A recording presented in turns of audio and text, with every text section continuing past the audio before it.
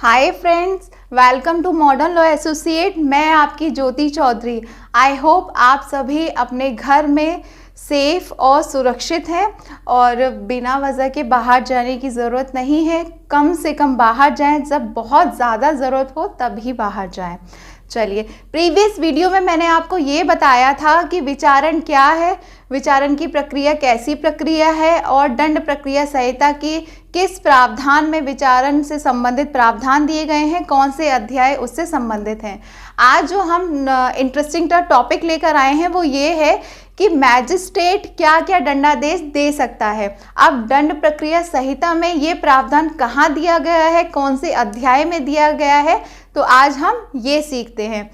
तो दंड प्रक्रिया संहिता के अध्याय 3 की धारा 29 हमें ये बताती है कि मजिस्ट्रेट क्या क्या दंडादेश दे सकते हैं। यानी कि अध्याय 3 की धारा 29 में ये प्रावधान दिया गया है कि मैजिस्ट्रेट हमें क्या क्या दंडादेश दे सकते हैं। धारा 29 के अनुसार धारा 29 में 4 खंड हैं, 4 क्लॉज में बताया गया है। पहले खंड में ये है कि मुख्य न्यायिक मजिस्ट्रेट मृत्यु, आजीवन कारावास या 7 वर्ष से अधिक के कारावास के सिवाय कोई भी दंडादेश जो विधि द्वारा प्राधिकृत हो वो दे सकता है। यानी कि वो मृत्यु, आजीवन कारावास या 7 वर्ष से अधिक का कारावास के सिवाय जो भी विधि द्वारा प्राधिकृत हो, कोई भी दंडादेश जो विधि द्वारा प्राधिकृत हो वो दे सकते हैं।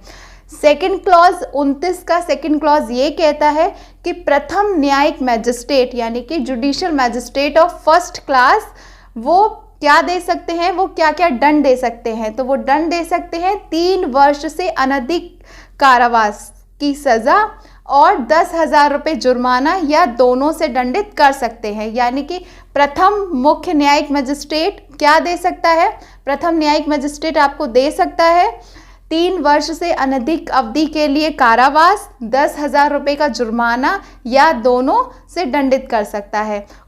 29 का क्लॉज 3 ये प्रावधान करता है कि द्वितीय वर्ग मैजिस्ट्रेट यानी कि judicial magistrate of second class हमें क्या दंड देता है। तो वो हमें 1 वर्ष से अनधिक का कारावास और 5,000 रुपये जुर्माना दोनों से दंडित कर सकते हैं। या तो आपको वो 1 वर्ष से अनधिक का कारावास दे सकते हैं या 5,000 रुपये जुर्माना दे सकते हैं या कारावास प्लस जुर्माना दोनों दे सकते हैं। देन लास्ट जो उसका है 29 का क्लॉज 4 हमें ये बताता है कि महानगर मुख्य न्यायिक मजिस्ट्रेट के पास जो शक्तियां होती हैं वो कौन सी हैं और महानगर मजिस्ट्रेट के पास जो शक्तियां होंगी वो कौन सी हैं। तो देखिए, महानगर मुख्य न्यायिक मजिस्ट्रेट के पास जो शक्तियां होंगी वो सीजीएम की होंगी, यानी कि मुख्य न्यायिक मजिस्ट्रेट की शक्तियां होंगी।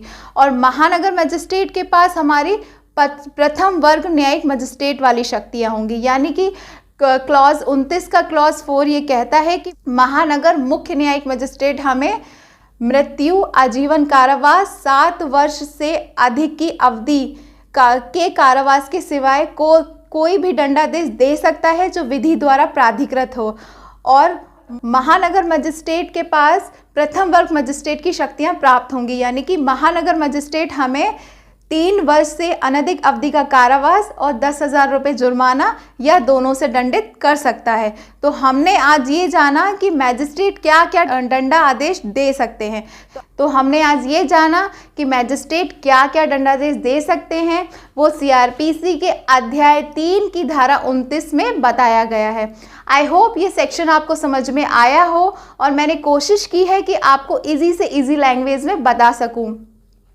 तो फिर मिलते हैं हम आपको अगली एक इंटरेस्टिंग टॉपिक के साथ। जब तक घर पे रहिए, सुरक्षित रहिए और मेरी वीडियो को लाइक, सब्सक्राइब और कमेंट करिए। और हाँ, अगर आपके मन में कोई भी सवाल, किसी भी सेक्शन को लेके कोई भी सवाल आता है या कोई आपको सिंपल लैंग्वेज में समझ में नहीं आ रहा है तो आप प्लीज़ मुझे कमेंट करके पूछ सकते हैं। Thank you.